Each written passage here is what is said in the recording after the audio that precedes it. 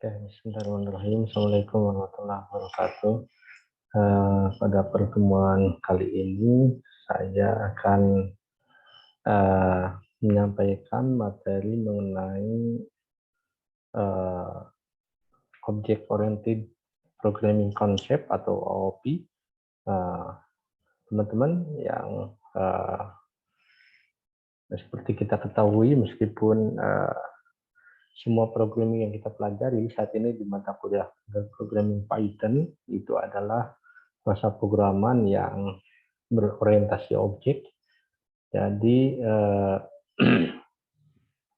tentu saja semua konsep yang berlaku di object oriented programming itu akan berlaku untuk semua programming yang dikategorikan sebagai OOP itu sendiri. Oke, untuk materi saya share teman-teman dari buku yang sudah saya tulis. Judulnya adalah Menguasai Pemrograman Berorientasi Objek. Itu kalau teman-teman cari atau misalkan beli bukunya itu ada di, kalau tidak salah itu sampai 14 bab ya. Itu semuanya konsep adalah dari pemrograman prosedural dengan Java, kemudian lingkupnya fully menggunakan object oriented programming. Nah, di bab 6 ini ada konsep pemrograman berorientasi objek. Saya akan pakai di materi ini karena nanti konsepnya akan sama. Bagaimana itu konsep OOP, bagaimana konsep abstraksi, enkapsulasi, dan yang lain sebagainya. Baru di minggu depan kita akan langsung implementasi coding konsep OOP menggunakan tools seperti yang biasa sudah kita pakai, menggunakan Anaconda Navigator, menggunakan Jupyter Notebook. Oke, rekan-rekan mahasiswa, saya snapshot dulu.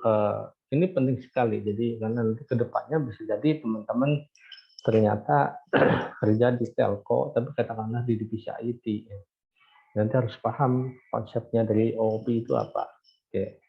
Di konsep programming berorientasi objek di sini, nah kalau teman-teman nanti baca di bukunya ini udah sistematis sekali. Ada dari konsep pemrograman prosedural atau struktur dibandingkan dengan OOP, kemudian penjelasan objek dan kelas, metode, dan yang lain sebagainya. Oke, kita langsung saya jelaskan mengenai yang ada di struktur program. Teman-teman bisa lihat di sini. Ini adalah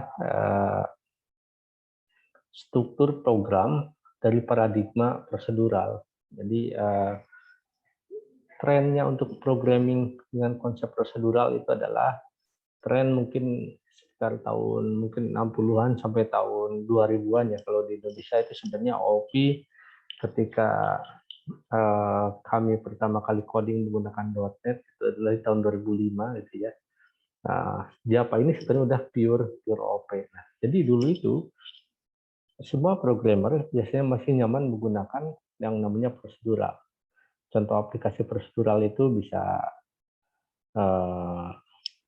Pascal, kemudian visualnya menggunakan Delphi, ada Fox Pro, ada C sebenarnya untuk C++-nya udah berorientasi objek gitu ya. Banyak sekali yang digunakan itu oleh para programmer sebelum datangnya ada era object oriented programming. Nah, kalau kita lihat di sini, ini dulu itu adalah ini ada main program. Ini kita bisa deklarasi. Kalau review ke blok algoritma itu ada blok deklarasi, ada deskripsi, ada deklarasi, ada deskripsi gitu ya. Deklarasi, deskripsi gitu. Misalkan function 1, function 2, kemudian function 3, function 4. Yang menjadi kerumitan di programming prosedural adalah ketika kita mengekspand katakanlah beberapa fungsi yang dideklarasikan di modul-modul selanjutnya, ketika ada perubahan, ini akan saling ketergantungan. Jadi ini harus dicek satu-satu gitu. Jadi untuk skala kecil itu mungkin masih bisa prosedural, masih nyaman. Tetapi untuk skala programming yang besar, apalagi sekarang yang kita kenal beberapa di keluaran aplikasi itu banyak sekali ya, luar biasa engineering, misalkan aplikasi seperti LinkedIn, ResearchGate.net, Facebook, atau yang lain. Ini kalau misalkan kita menggunakan konsep programming prosedural, ini tentu akan sangat-sangat nanti tidak efektif atau boros di code juga. Nanti ada beberapa contoh konsep yang prosedural. Nah, kalau di konsep berorientasi objek, ini adalah konsepnya menggunakan blok-blok. Nanti kita kenal ada yang namanya objek, ada yang namanya kelas. Kalau kita lihat di gambar di sini adalah objek satu. Di sini bisa jadi ada data, ada function. Nanti bisa dibungkus, ada yang namanya enkapsulasi. Kemudian nanti ada yang namanya juga abstraction. Kita nanti akan bahas satu-satu. Sehingga setiap ada coding yang diakses oleh yang lain, itu adalah sifatnya yang tertutup. Jadi dari sisi kode pun ada sisi security yang tidak bisa diakses begitu saja. Agak sedikit berbeda kalau kita dengan prosedural ya. Prosedural lebih terbuka. Nah, kemudian kita lihat di sini, kalau misalkan kita lihat untuk apa sih kelebihan berorientasi objek itu. Nah, teman-teman mungkin harus tahu nanti OOP ini begitu tren. Hampir semua programming sekarang berorientasi objek. Kita menggunakan Java, menggunakan PHP, atau misalkan framework PHP udah berorientasi objek. Coordinator mungkin dan contoh yang lain Laravel atau yang lainnya. Ini adalah beberapa contoh kelebihan paradigma berorientasi objek. Di antaranya ada kode reuse and recycling ya. Kode reuse recycling ini apa? Artinya objek yang dibuat dalam bahasa programan berorientasi objek nanti dapat dengan mudah digunakan dalam program yang lain. Jadi nanti kita ada konsep inheritance. Ada beberapa sifat metode yang ada di dalam parent itu bisa diinherit oleh beberapa child class. Nah, kemudian ada yang disebut dengan abstraksi. Abstraksi ini apa? Bayangannya seperti ini teman-teman. Kalau saya berbicara di dalam kendaraan, ketika misalkan kita bisa menyetir kendaraan atau misalkan kita bisa menyetir mobil ya. Nah, kita cukup mengetahui katakanlah mobil tersebut ada bahan bakarnya, kemudian katakanlah kita bisa menjalankannya, itu sudah cukup. Jadi, tingkat kerumitan abstraksi di dalam kendaraan itu adalah kita tidak mengenal secara detail, kita tidak mengenal di dalam mesin itu bagaimana si oli disuplai ke dalam mesin, bagaimana cara kerja mesin, menjalankan katakanlah gardan atau menjalankan yang lainnya sehingga mobil tersebut bisa berjalan dan kelistrikannya. Itu adalah tingkat kerumitan yang disembunyikan. Begitupun di dalam program. Kalau misalkan kita mengenal ke dalam smartphone, contohnya, kita mengenal kalau menggunakan smartphone sekarang hanya menyentuh layarnya, kemudian aplikasinya. Di dalamnya itu adalah ada beberapa mungkin ribuan transistor atau katakanlah elemen-elemen hardware dan software yang sering berinteraksi. Itu adalah disembunyikan. Jadi ketika suatu objek dibuat, maka user atau pengguna itu hanya mendapatkan konsep yang familiar saja. Jadi tingkat kerumitannya dalam objek tersebut tidak ditampilkan kepada user. Nah, itu adalah ciri dari abstraksi. Jadi ciri dari OOP itu atau Object Oriented Programming itu ada 4. Pertama abstraksi, kemudian encapsulation atau enkapsulasi, kemudian ada inheritance, kemudian ada polymorphism. Nah, kemudian kelebihan dari OOP yang berikutnya adalah data hiding, teman-teman. Jadi data hiding itu apa? Ini objek-objek yang memiliki kemampuan untuk menyembunyikan terhadap bagian tertentu. Nah, hal ini sebenarnya akan membantu programmer. Katakanlah kalau kita di dalam data hiding kita nanti akan coding dengan konsep OOP, katakanlah menggunakan enkapsulasi private. Private itu hanya bisa dibaca oleh modul yang ada di modul itu sendiri. Kalau kita deklarasikan public, maka bisa dibaca oleh beberapa modul yang lain. Nah, ini di dalam konsep OOP, si programmer akan tahu kapan dia akan menyembunyikan code-code, katakanlah menggunakan private, protected, kapan dia menggunakan public.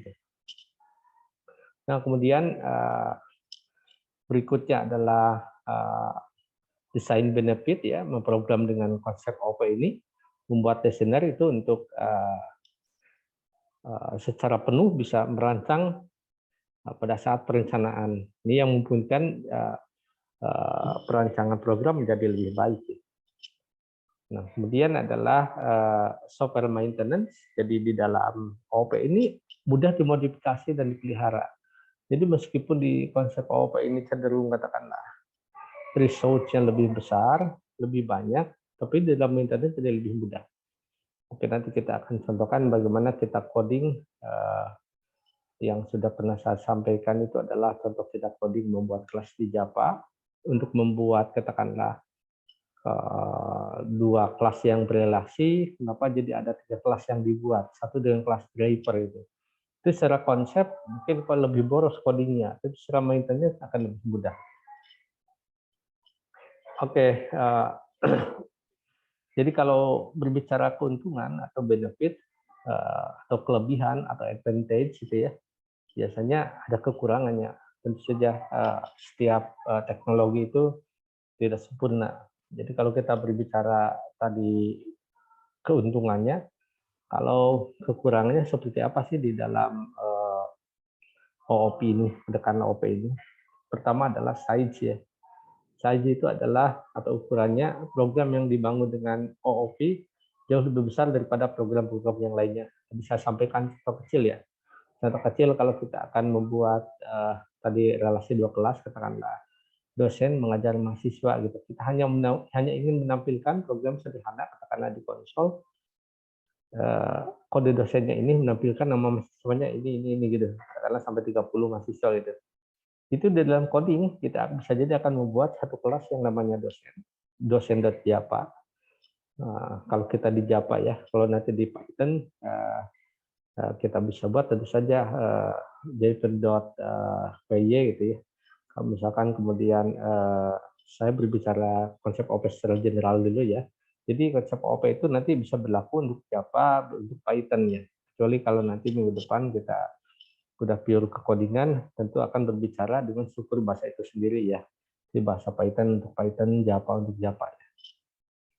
Nah, back lagi tadi ya. Berarti kita bikin namanya dosen, kelas dosen, kemudian kita bikin namanya kelas mahasiswa, satu lagi kelas driver. Ini lebih boros ya secara codingan.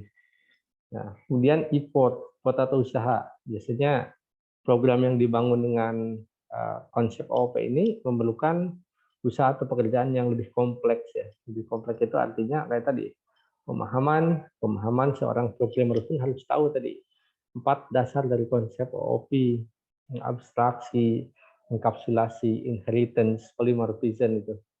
Jadi kalau misalkan si programmer tidak paham, ya nanti dia walaupun menggunakan tool OOP, menggunakan Java, menggunakan Python, menggunakan katakanlah bahasa yang lainnya, misalkan beberapa framework katakanlah Symfony atau yang lainnya, ya tapi ngodingnya dengan gaya prosedural itu, berarti itu sama saja nanti penggunaannya dia tidak bisa menggunakan secara konsep OOP.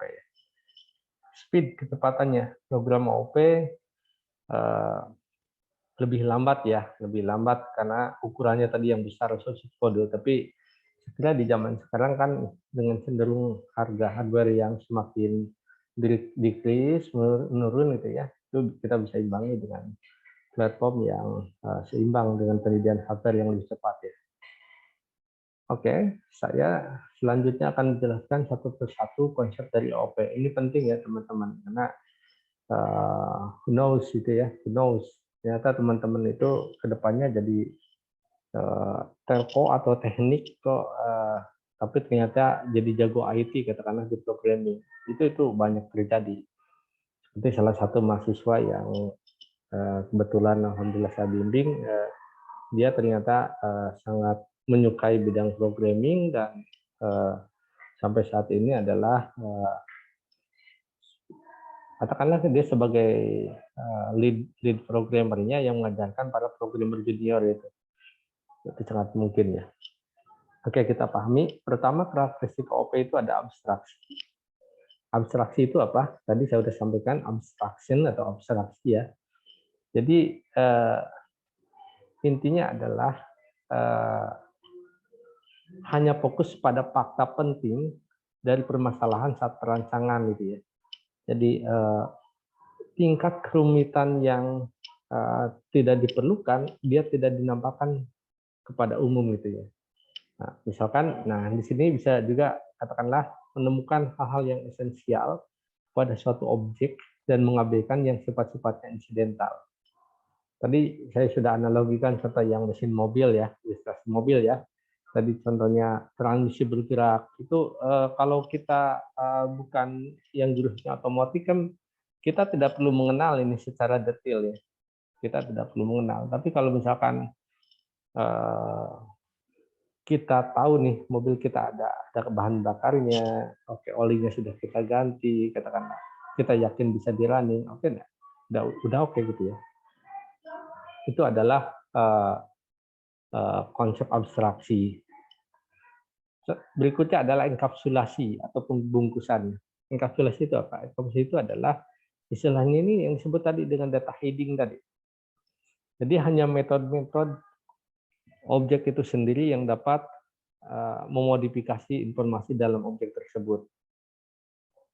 Nah, fungsi dari kapsulasi itu apa? Penyembunyian data. Tadi ya saya sampaikan contoh aplikasi menggunakan apa namanya istilahnya modifier objek ya. Ada protected, ada private ya. Itu namanya private. Nah, kemudian ada juga modularitas atau modularity ya. Dia dikelola secara independen ya. Misalkan kalau analogi satu ATM itu hanya dapat mengupdate phone dari satu orang satu objek saja gitu ya. Misalkan kita menggunakan kartu, si kartu ini untuk PIN ini untuk yang dipegang si kartu tersebut atas nama si X katakanlah ya, dia bisa melakukan withdraw, bisa melakukan transfer, bisa melakukan transaksi yang lainnya gitu ya untuk si individu tersebut. Tadi ada abstraction, kemudian ada encapsulation, ada lagi yang disebut dengan inheritance ya. Inheritance itu apa? Istilah kitanya kan pewarisan ya. Jadi pewarisan ini proses penciptaan kelas baru yang disebut dengan nanti ada parent class, ada subclass, atau parent class ada child class. Nanti si child class itu bisa mewarisi objek-objek yang ada di parent class, ya. Nah, ini salah satu kelebihan daripada OOP. Jadi kalau di procedural programming kita harus menulis ulang beberapa kode gitu ya. Tapi kalau di dalam konsep OOP, konsep-konsep metode yang sama, dia bisa diwariskan sehingga nanti lebih simpel untuk codingnya. Kita tinggal mengadopsi saja atau menurunkan saja dari kelas parent tersebut. Yang terakhir adalah polymorphism.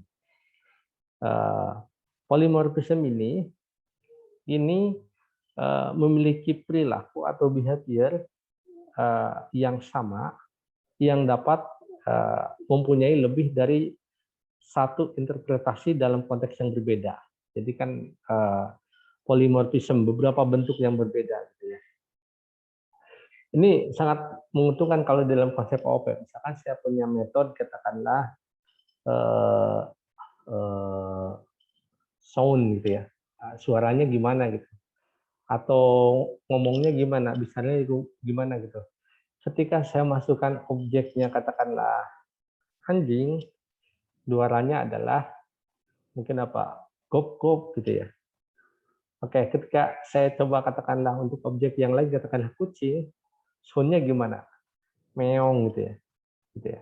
Ketika saya masukkan katakanlah objeknya sapi, mungkin suaranya mo gitu ya. Nah, itu adalah beberapa konsep yang disediakan di secara konsep polymorphism. Tentu di dalam implementasinya nanti kita bisa implementasikan menggunakan contoh codingan yang lebih real ya. Oke. Dua statement terakhir saya akan menyampaikan ada kelas, ada objek ya. Ini nanti akan sangat terlibat. Ini tadi 4 konsep dasar di OOP, abstraction, encapsulation, inheritance, polymorphism. Dikenal juga dengan OOP itu ada kelas sama objek. Jadi objek itu apa? Objek itu apa? Sering mendengar ya kita ya. Objek itu apa gitu ya.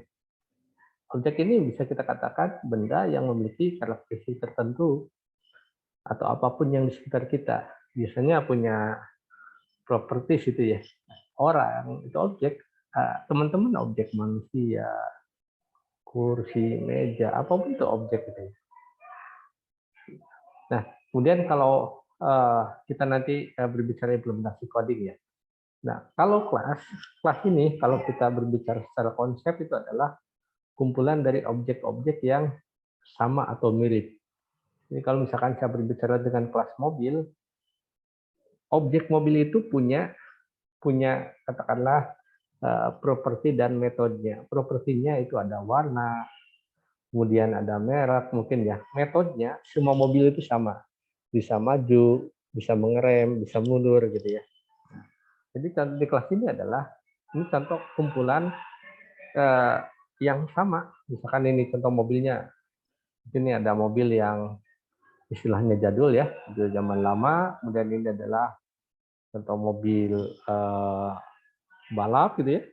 Ini juga mobil sport gitu ya. Ini adalah contoh mobil elektrik gitu ya, bukan mobil listrik ya. Tapi semua konsepnya di sini ya, mau mobil jadul, mobil kebaruan, dia properti dan metodenya, propertinya mungkin berbeda-beda ya, warna, merek yang lain gitu ya. Metodenya, fungsinya memang bisa maju, bisa mundur, bisa mengerem gitu ya. Oke, saya kira ini teman-teman yang saya sampaikan untuk pertemuan sekarang. Minggu depan nanti insya Allah kita akan masuk ke codingannya. Saya akhiri. Assalamualaikum warahmatullahi wabarakatuh.